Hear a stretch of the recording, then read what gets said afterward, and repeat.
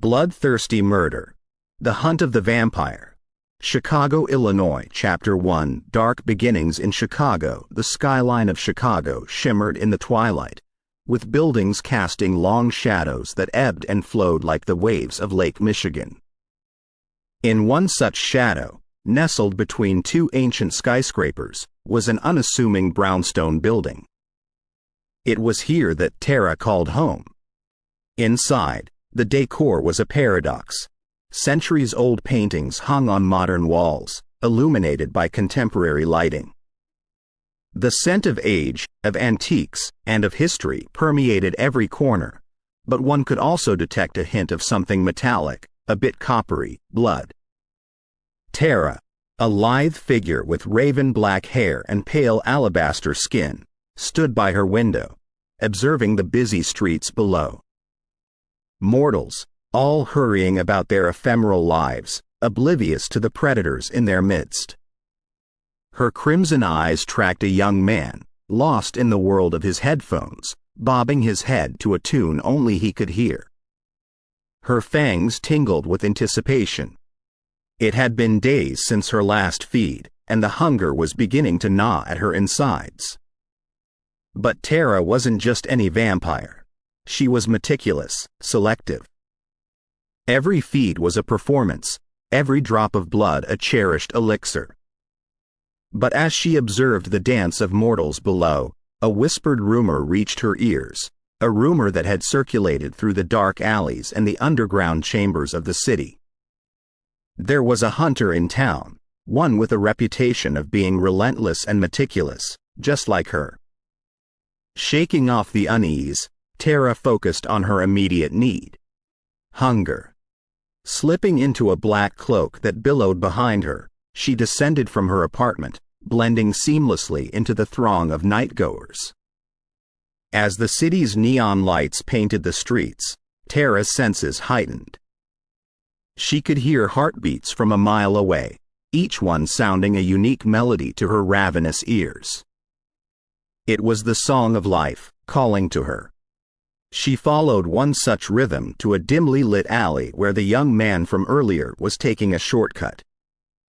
As she approached him, she used her powers to cloud his mind, making him oblivious to her presence. With a swift movement, she had him pinned against the wall, her lips at his neck. The taste was euphoric, like a burst of flavors from a vintage wine. She drank just enough to satisfy her hunger but not to end his life. As she withdrew, licking the last drops from her lips, she noticed a pendant around the young man's neck, a family crest. One she recognized.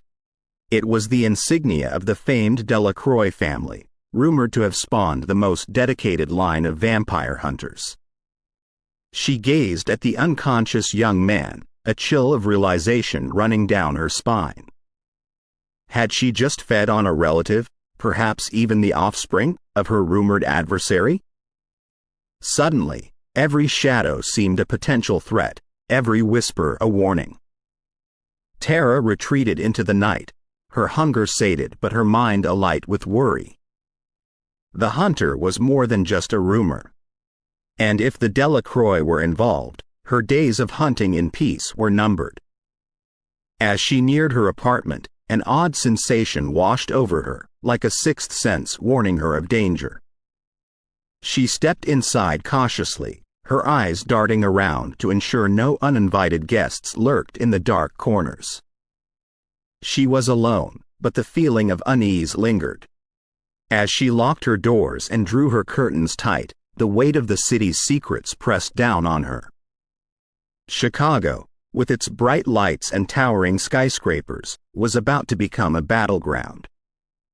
And sTerror, with her centuries of memories and blood ties to a long lineage of the undead, was right at the heart of it. In the safety of her home, she pondered her next move. She couldn't hide forever.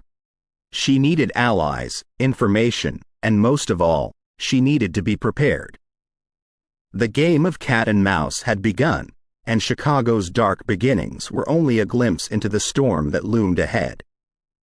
Chapter 2 Hunter's Oath. Deep within the bowels of a converted warehouse on Chicago's South Side, an array of old maps of the city were pinned across the walls. Charts, graphs, and annotated photographs of various locations were tacked alongside them. The place had a damp, musty aroma, the kind that hinted at decades of abandonment. In the center of the room stood a large wooden table, its surface marred with cuts, burns, and age. It held an array of peculiar objects: ancient blades, vials filled with unknown substances, and crucifixes of various sizes. All of these tools bore the mark of heavy use. Seated at the table was a tall man in his mid-40s. Graying hair adorned his temples, and sharp green eyes scoured an old parchment. This was Lucien Delacroix, the last in a long line of vampire hunters. His face, lined with years of pursuit and torment, showed determination, but also a deep-seated pain. Lucien's story began decades ago, as a child. Born into the Delacroix family meant inheriting a legacy of hunting the supernatural. As a boy, he had been regaled with tales of his ancestors' valor, of the monsters they hunted, and of the sacrifices they made to keep humanity safe. But for young Lucien, those tales became all too real one fateful night. His family had been celebrating his 10th birthday when they were ambushed by a group of vengeful vampires. Though the Delacroix were skilled hunters, they were caught off guard, outnumbered. Lucien hid, paralyzed by fear, as he witnessed the massacre. The aftermath left him alone and traumatized. The Grand Delacroix lineage was reduced to a single child. It was that night that the burning flame of vengeance ignited in Lucien's heart, a flame that would guide his every action for years to come. Now, with the rumor of a powerful vampire named sTerror in Chicago, Lucien felt the pull of destiny. He had tracked lesser vampires before, learning from each hunt, honing his skills. But sTerror was different, elusive, powerful, and mysterious. To capture her would require all his expertise, and the stakes were high. For Lucien believed that it was sTerror, or one like her, that had led the assault on his family all those years ago. He had a few leads, the most promising of which was a young man he had been tracking, a relative of his, who, rumor had it, had recently become one of sTerror's victims. The boy's sudden disappearance from public view only confirmed his suspicions. Every tool on his table had a purpose, from the ancient blades blessed by monks to the vials containing holy water from sacred springs. He also had more modern equipment, UV flashlights, motion sensors, and even a customized drone for aerial surveillance. However, his most potent tool was a small vial containing a rare herb. When mixed with a vampire's blood, it would force them into a deep slumber, making them vulnerable. It was a risky play. The herb was rare, and using it prematurely would waste a critical advantage. But Lucien was willing to play all his cards to trap sTerror. As night approached, Lucien prepared himself. Donning a long leather coat with various weapons concealed within, he ventured out into the streets of Chicago, blending into the crowd. He moved with a purpose, tracing the steps of his young relative, hoping it would lead him to sTerror. He visited nightclubs, back alleys, and old buildings, always watching, always listening. But the night was long, and the city vast. As dawn approached, Lucien found himself on the shores of Lake Michigan, the city skyline painted in the early morning hues. It was then that he stumbled upon a clue. A discarded scarf, bearing the crest of the Delacroix family. Near it lay a fresh set of footprints, leading towards a secluded area. Following them cautiously, Lucien came across a makeshift shelter. Inside, he found his young relative, pale and weakened, but alive. Beside him lay an empty vial, the same kind Lucian carried. Realization struck him like a bolt of lightning. Tara knew he was hunting her, and she had made the first move, using his own weapon against him. It was a message, a challenge. The battle lines were drawn. Holding his relative close, Lucian made an oath. An oath to his ancestors, to his lost family, and to himself. He would end Tara's reign of terror, or die trying.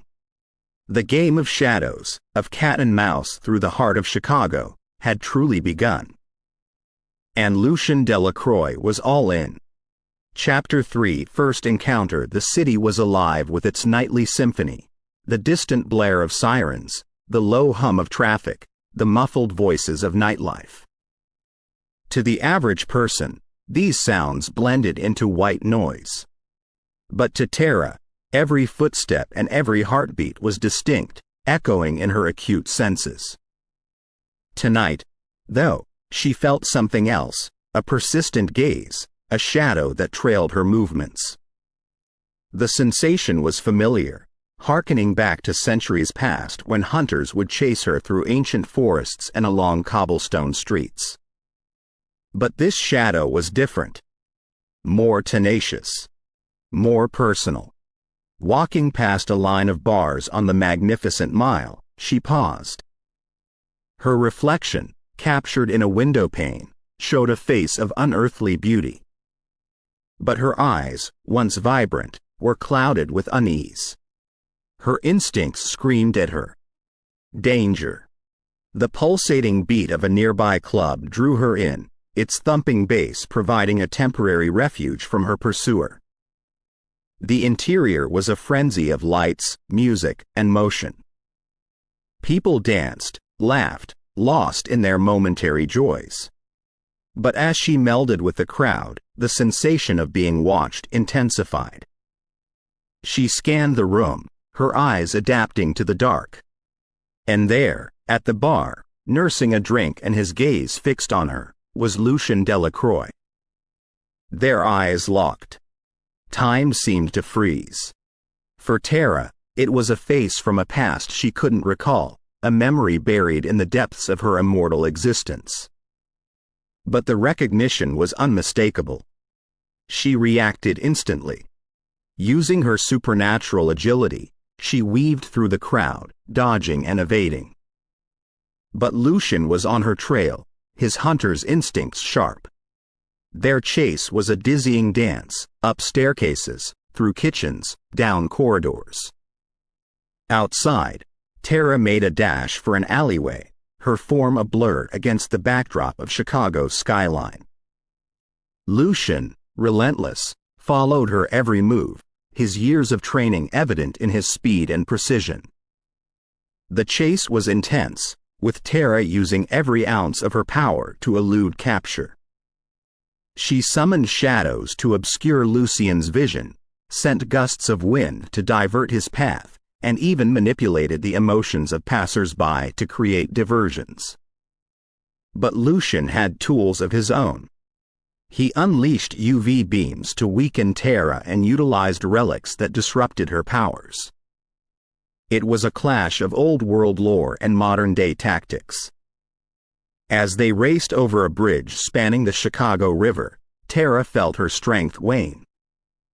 Lucien was gaining ground, each step echoing the determination of his vengeful heart. In her haste, Tara slipped, her hand grazing the bridge's stone railing. An artifact she always wore, a silver locket containing a portrait of her in her human days, and a tuft of hair from her first love, became unlatched and plummeted into the river below. The loss of the locket pained her. It was more than an artifact. It was a piece of her, a reminder of her humanity. But now was not the time to mourn. Using the momentary distraction, she summoned a dense fog, blanketing the area. Lucien hesitated, losing her trail in the thick mist.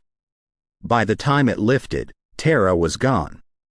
But the hunter now had a vital clue to her identity, the silver locket that lay at the river's bottom.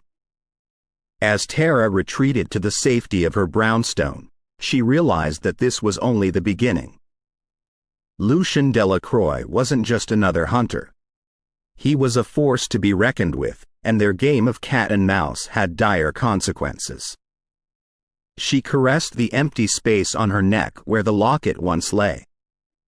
Its loss was more than symbolic. It was a vulnerability. The artifact held memories, emotions, and most importantly, a piece of her true self. In the wrong hands, it could be a weapon. Tara knew she needed to retrieve it. But for now, she needed rest, to regain her strength and strategize. The battle had been set in motion, and Chicago's darkened streets were their arena. Both hunter and hunted were equally matched, and their next encounter was inevitable. The night's events were a stark reminder for Tara. Her eternal life was filled with dangers, and the past, no matter how distant, always found a way to catch up. Chapter 4: Rumors and Whispers. The labyrinthine alleyways of Chicago held many secrets. Beneath the glamorous facade of the Magnificent Mile and the bustling life of Navy Pier, a darker world thrived, shielded from mortal eyes. It was here that Tara sought answers. In the heart of the city's underground stood Velacoria, a clandestine nightclub exclusive to creatures of the night. Its neon sign flickered in an ancient script, recognizable only to those of the supernatural realm. The club was a hub, a nexus for the vampire community to gather, gossip, and scheme. Inside, the ambiance was electrifying. Hues of red and blue bathed the opulent space, filled with lavish couches and an intricate bar carved from obsidian. Creatures of all kinds lounged, their ethereal beauty contrasting with their deadly nature. Tara entered, drawing the gaze of many. To the vampire community, she was both legend and enigma, her power and elusiveness a subject of whispered conversations. She nodded at familiar faces, her reputation granting her an immediate audience with the club's owner, Isolde, a vampiress of significant age and influence. Isolde's lair was behind a heavy, ornate door. The room was a fusion of old-world charm and modern luxury. Ancient tapestries adorned the walls, and a large mahogany desk stood in the center. "Ah, Tara," Isolde purred, her voice dripping with intrigue. "To what do I owe the pleasure?" Tara wasted no time. "I need information on a hunter. He's not like the others. He's persistent, knowledgeable." Isolde's sharp eyes studied her, sensing the urgency. "Ah, you mean Delacroix. His name has been on the lips of many in our community. He's making waves, digging up old histories, forming alliances with witches and werewolves. He seeks to unite the supernatural hunters against us." Tara's blood ran cold at the implications. A unified front against the vampires would tilt the scales. Lucien's vendetta was turning into a crusade. "I need to know more. His strengths, his weaknesses. Anything." Isolde leaned back, the weight of centuries evident in her gaze. "His strength lies in his lineage and his determination. But his weakness? Ah, that's personal. Rumors speak of a tragedy, a lost family. But rumors are like wisps of smoke, elusive, ever-changing." Tara nodded, processing the information. She needed an edge, any advantage against Lucien. "You need sanctuary," Isolde mused, watching Tara's reaction. "There's a place, known only to a few. The Elysian Chambers, an old cathedral repurposed as a haven. It's protected by old magic. You'll be safe there." Gratitude welled in Tara. "Thank you, Isolde." Isolde smirked, her crimson lips parting in a sly smile. "Consider it an investment. You're an asset to our kind, Tara. And in these trying times, we need to stick together. With the information and sanctuary location in hand, Tara left Velacoria. As she moved through the city, she could feel the subtle shift in the air. Lucien's influence was growing. Mortals who once scoffed at tales of vampires and hunters now whispered fearfully in hushed tones. Safe havens were raided, allies turned traitors. The balance of power was shifting. Arriving at the Elysian Chambers, Tara was struck by its beauty. Gothic spires reached towards the heavens, and stained glass windows depicted scenes of battles between light and darkness. The cathedral was a monument to an era gone by, its walls echoing tales of heroism and despair. Inside, a serene ambiance prevailed. Soft candlelight illuminated the vast space, and a gentle hum of a protective chant filled the air. Here, time stood still. As Tara settled into the sanctuary, she reflected on her situation. The game had changed. It wasn't just about survival anymore. It was about preserving her kind's legacy, protecting the vulnerable, and confronting the shadows of her past. The hunter and the hunted were on a collision course, and the streets of Chicago would bear witness to their dance of destiny. As dawn approached, Tara found solace in the cathedral's embrace, preparing for the challenges that lay ahead. The whispers of the night held promises of battles, betrayals, and blood. Chapter 5 Trail of Breadcrumbs. The once bustling streets of Chicago had become a minefield, a deadly chessboard where each move could spell life or death. Tara's heightened senses had always been her asset, but now they betrayed her, making her hyper-aware of the dangers lurking at every corner. Amidst the chaotic pulse of the city, a pattern began to emerge. Every few nights, there would be news of a disappearance, a young woman, always with the same profile, raven black hair, hauntingly green eyes. The city was on edge, and the rumor mill churned relentlessly. But for Tara, the similarities were too coincidental to ignore. She stood atop a skyscraper, overlooking the city, trying to connect the dots. The faces of the missing women bore a striking resemblance to her own, a signature Lucian touch, no doubt. This was personal. The hunger gnawed at her, an insistent craving. Yet every potential feed was a risk, a bait. Lucien's strategy was clear: starve her out, drive her to desperation, and then trap her. But as the nights passed, one image became increasingly difficult to shake off. A girl, no more than 18, named Amelia. Her face had dominated the news, another victim, another breadcrumb. Except, there was a difference. She was alive. Grainy CCTV footage showed her being led, almost in a trance, into an old warehouse in the West Loop district. The trap was evident, and the stakes were high. But the pangs of hunger, combined with a genuine desire to save the girl, clouded Tara's judgment. The echo of Amelia's heartbeat was a siren call she couldn't resist. Tara approached the warehouse with caution. The vast expanse was filled with shadows, making it an ideal battleground. From a distance, she could hear the soft murmurs of Amelia, a melodic chant that seemed out of place in the eerie silence. Inside, the scene was chilling. Amelia was suspended midair, chains binding her, with an intricate pattern of runes glowing beneath her.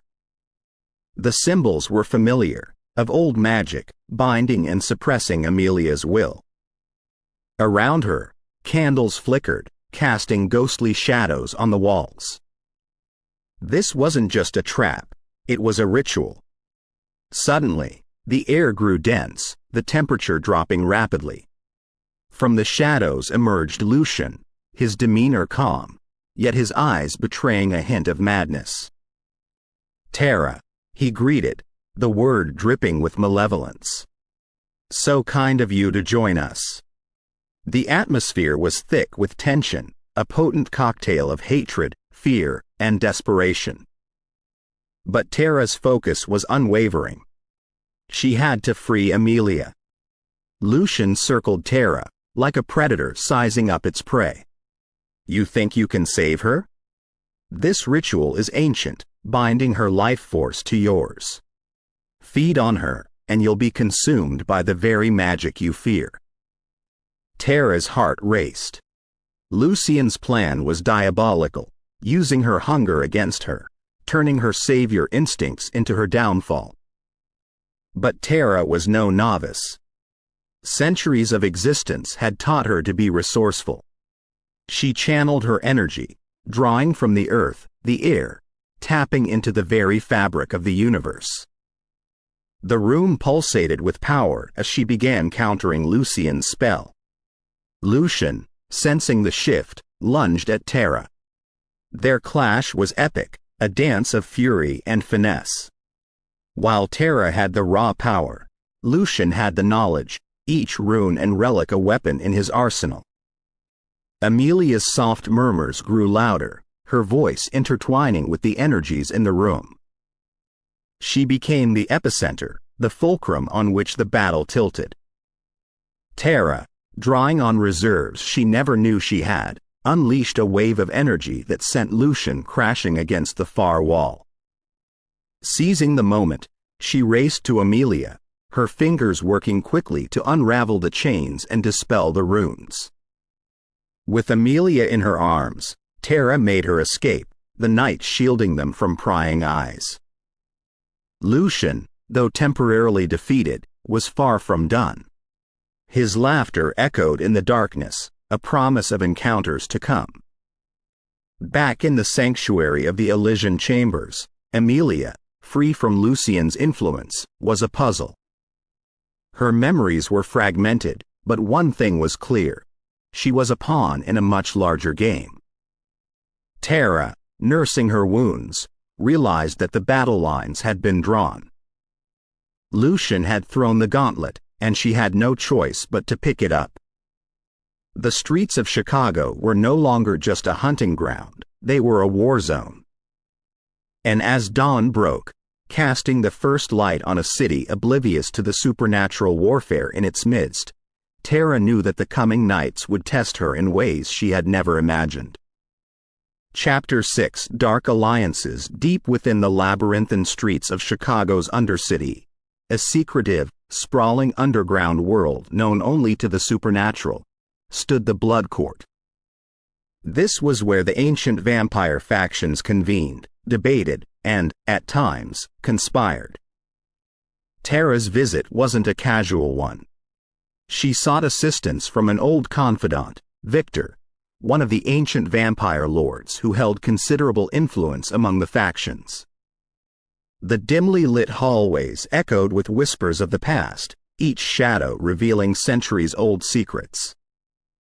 Tara had avoided these corridors for years, preferring the relative anonymity of the surface world.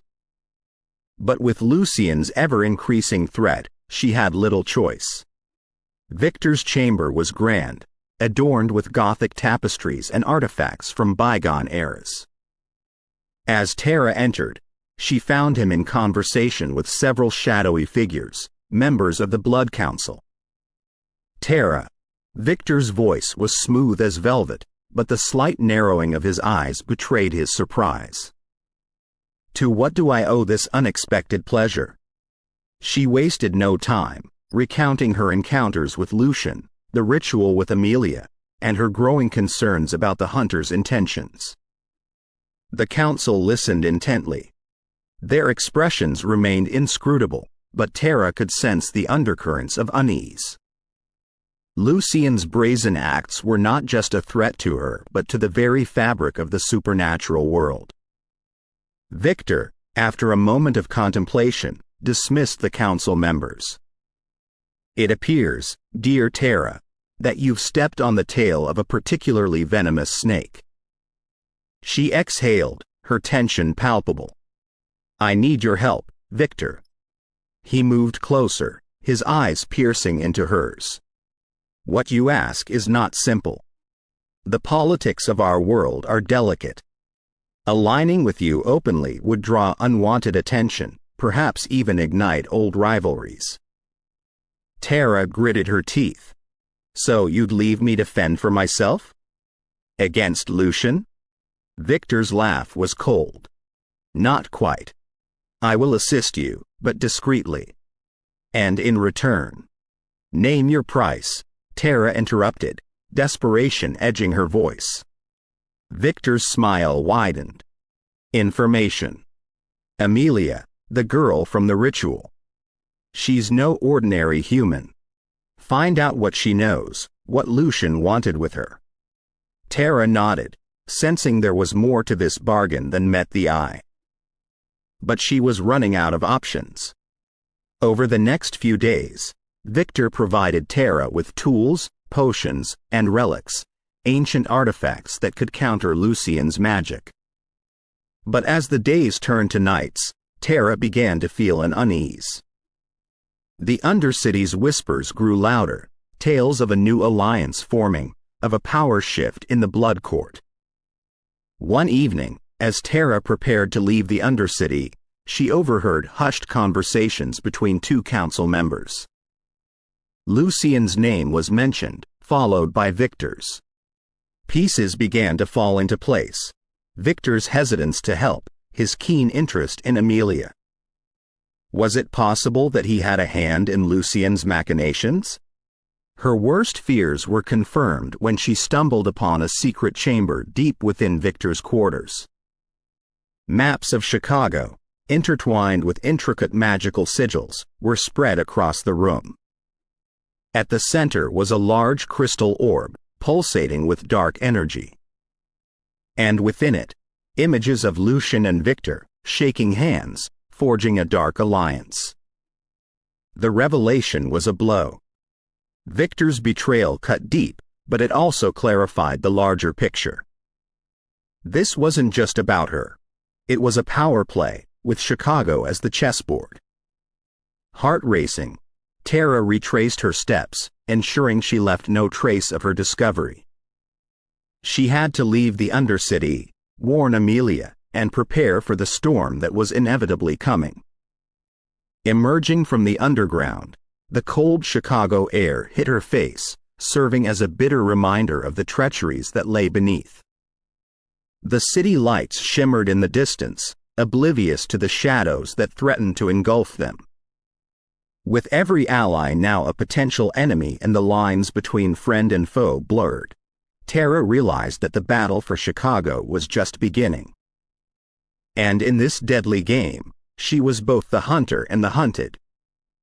Chapter 7 Chicago's Underbelly. The underbelly of Chicago was a mosaic of broken dreams, layered with shadows that had their own stories to tell.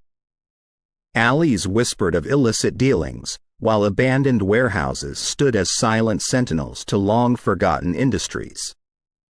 But it was in these crevices of the city that Tara sought refuge, aware that each dusk brought both safety and danger. The Bowery was the name given to a particularly seedy neighborhood, a maze of old brick buildings, cobbled streets, and hidden speakeasies. It was the heart of Chicago's darkness and the place Tara had chosen to hide. It was a realm where few dared to tread, especially after nightfall. Among the Bowery's many dark corners was the Crimson Lounge, a club known only to the underworld's elite, serving as both a sanctuary and a marketplace for the supernatural. To humans, it looked like a dilapidated building, but beyond its illusioned exterior lay opulence that juxtaposed the world outside. It was there that Tara found herself on a particularly cold night, desperate to gather information and find an edge over Lucian. The club was abuzz with chatter, the air thick with a blend of intoxicating aromas. Vampires, witches, werewolves, they all coexisted here, if only momentarily. As Tara settled into a booth, a familiar face emerged from the crowd, Serafina, an old adversary. They'd clashed more than once over territories, victims, and spoils. But tonight, Tara sensed a different energy emanating from Serafina. Serafina slid gracefully into the booth, her eyes studying Tara intently. "Running scared?" she purred, a hint of mockery in her voice. Tara took a deep breath. "Desperate times, Serafina. Lucian is a threat to us all." Serafina's smirk faded, replaced by a calculating gaze. "So, the whispers are true. The great Tara is on the run." Tara clenched her fist, reining in her temper. "It's not just about me. If Lucian gets what he wants, none of us are safe." A silence settled between them, the weight of their shared past hanging heavy. After what felt like an eternity, Serafina spoke, her voice softer. "He's turned the city upside down, hunting you. It's unsettling." The realization hit Tara. "You've encountered him?" Serafina nodded slowly. "He came to me, seeking information. Offered alliances, promises of power. And?" Serafina leaned in closer, her voice barely above a whisper. "I may have my differences with you, but Lucian, he's something else.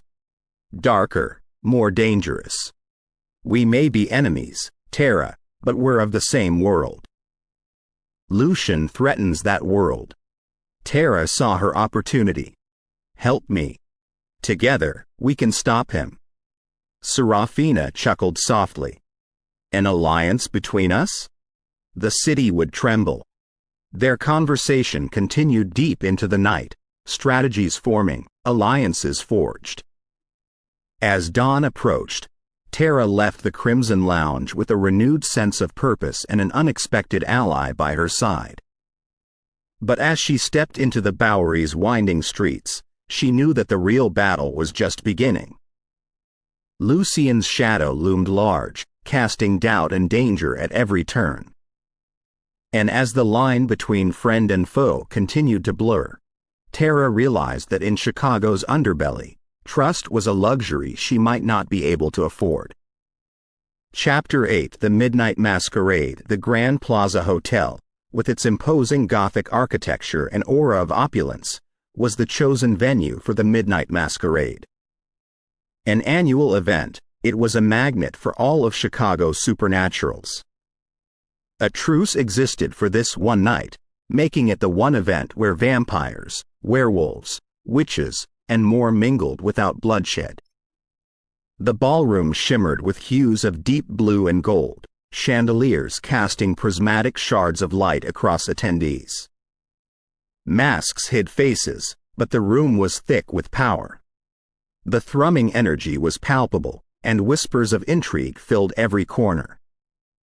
Tara, adorned in a flowing red gown with a mask encrusted in black diamonds, entered with Serafina.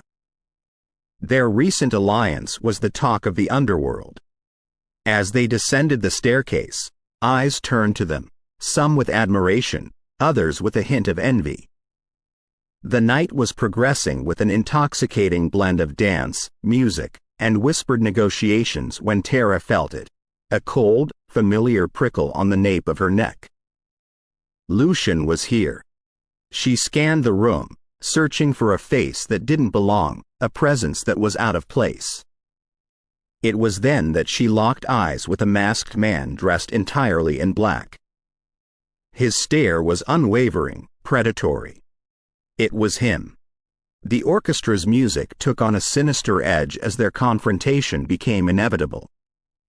Tara felt Serafina's grip tighten on her arm. "Stay alert," she whispered.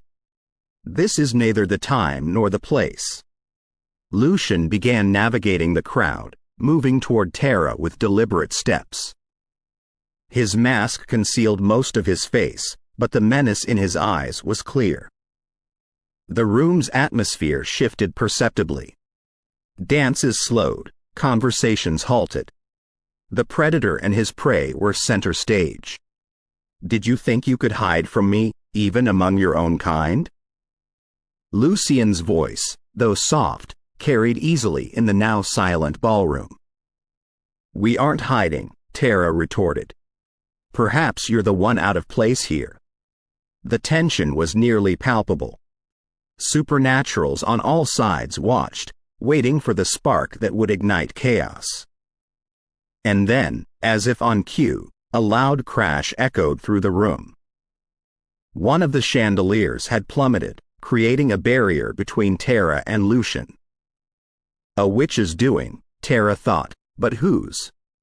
In the ensuing confusion, Lucian's mask was knocked askew, revealing a scar running down his cheek, a scar that shimmered in the ballroom's ambient light.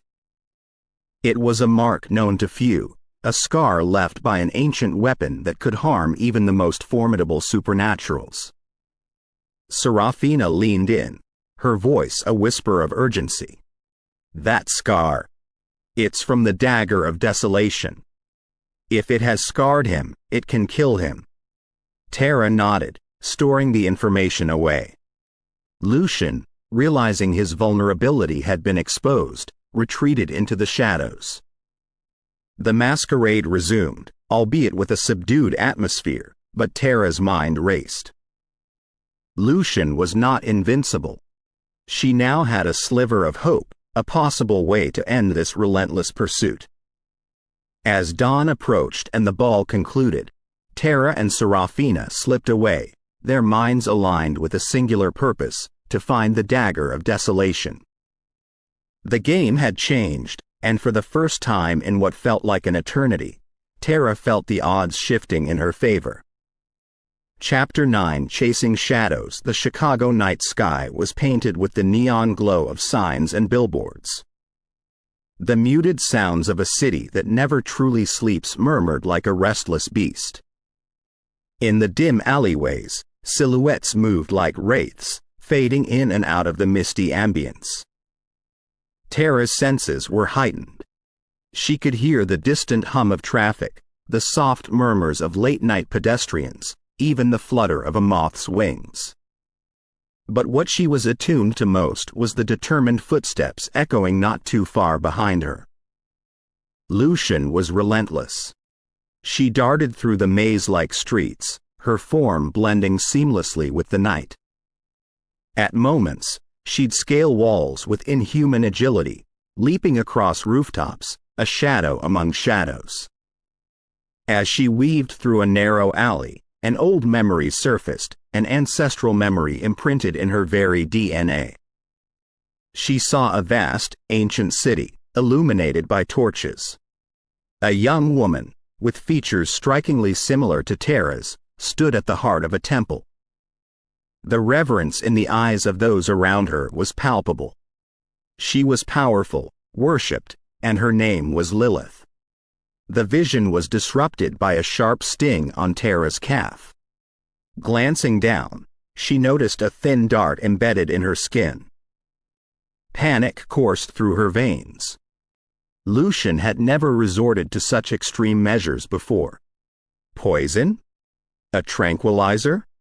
She had no way of knowing. The world began to blur, her steps faltered, and her senses dulled. She stumbled into a derelict building, hoping to hide and shake off the effects. Inside, dust particles danced in the streams of moonlight that pierced the shattered windows. She could hear Lucian's footsteps approaching, more calculated now, sensing her vulnerability. Dragging herself behind an old, decaying counter, Tara tried to center herself. Her mind swirled back to the vision of Lilith. Was it a mere hallucination induced by the dart's contents, or was there something more to it? A memory passed down through generations of her kind? Outside, Lucian's silhouette appeared in the window, the scar on his face shimmering faintly. His voice carried through the silence, taunting. "There's no escaping this time, Tara." She had to think fast. Drawing upon her deep reserves of power, Tara manipulated the shadows around her, making them denser, more tangible. The building became a labyrinth of darkness. Lucian entered, confident. But as he delved deeper, the manipulated shadows began to play tricks on him. Whispers echoed, disembodied hands reached out, and his once clear path was now a maze of illusions. Feeling slightly rejuvenated, Tara used this distraction to her advantage. She conjured an apparition of herself, sending it in the opposite direction. Lucian, fooled by the ruse, followed the illusion, allowing Tara to slip out of the building. As dawn's first light began to illuminate the city, Tara found refuge in an old, hidden crypt, one known only to a few of her kind. It was there that she met Cassandra, an ancient vampire, one who had seen centuries come and go. "You carry the blood of Lilith," Cassandra stated more than acts, her voice raspy with age. Tara, still reeling from the chase and the vision, nodded. It was a memory, or a vision. I don't know. Cassandra, her eyes gleaming with knowledge, began to share the tale. Lilith was the first of our kind. Her power was immense, rivaled by none. Over time, her descendants spread, and their powers diluted. But every once in a while, the bloodline shows its true strength. You, Tara, are a direct descendant of Lilith. The weight of this revelation was overwhelming. Why now? Tara whispered. Why see it now? Cassandra's gaze was piercing. Perhaps because now, more than ever, you need to harness that power. Lucian is relentless, not just because of what you are, but because of who you are. The crypt's cold, stale air became even more chilling. Tara's lineage was not just a matter of pride, but of survival. Lucian's tactics were escalating, and the stakes had never been higher. Determined, Tara knew one thing for certain. The next confrontation would be on her terms. She was not just any vampire. She was a descendant of Lilith. And it was time for Lucian to understand the depth of the power he was recklessly pursuing. Chapter 10 Endgame. The heart of Chicago pulsed with life, the city lights casting long shadows over its alleys and boulevards.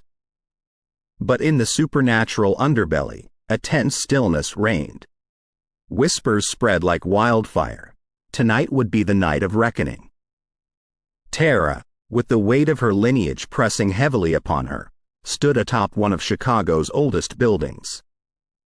The wind whipped through her hair, but her gaze remained steady, piercing through the horizon, searching for her adversary. Lucian knew it too. This was the culmination of their dance, a dance of death and destiny. He walked the streets below, every step echoing with purpose. The city, for all its sprawling vastness, felt small, a mere stage for their final confrontation. As the clock neared midnight, Tara descended, her silhouette stark against the silver glow of the moon. She landed gracefully, the power of Lilith evident in every move. Lucian appeared from the shadows, the scar on his face now more pronounced under the pale moonlight. The two adversaries, hunter and hunted, stood facing each other, the distance between them charged with anticipation. But before the first move could be made, a third figure emerged. It was Cassandra, the ancient vampire, her frail form belying the immense power she held.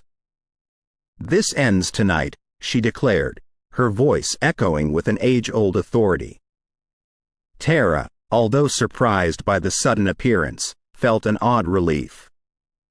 An ally in this dire moment. But Lucian, ever the strategist, had an ace up his sleeve too.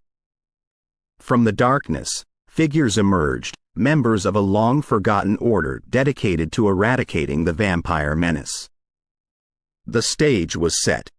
2 against many. As the first move was made, the city around them seemed to fade away.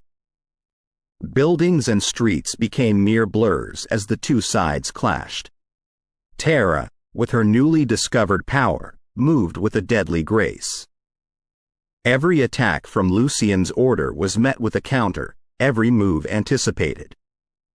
But Lucian was not to be underestimated. He lunged at Terra, their battle a dance of death. Their power clashed, creating sparks that lit up the night. Each tried to outmaneuver the other, their centuries of experience evident in their movements. In the midst of their duel, an arrow pierced the night, aimed straight for Terra. But in a split second, Cassandra moved, taking the hit meant for her descendant.